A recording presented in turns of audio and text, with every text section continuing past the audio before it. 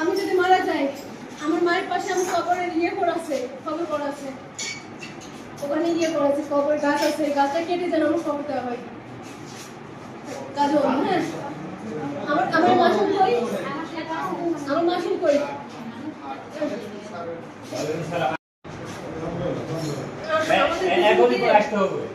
স্যারকে হচ্ছে স্যারের উপরে স্যারকে আবেদন করে নিয়ে আসে। এমন হচ্ছে কাল এই কলেজে যত দুর্নীতির জন্য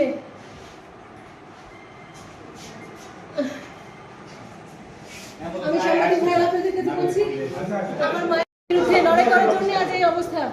এর জন্য দায়ী হচ্ছে রেজাউল হক আলম,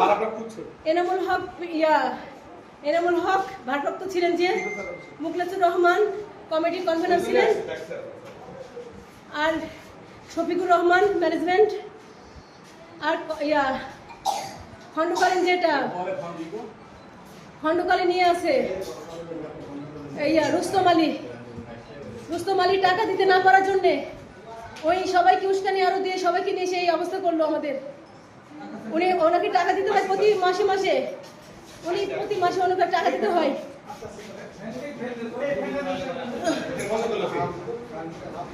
ওনাকে টাকা, আচ্ছা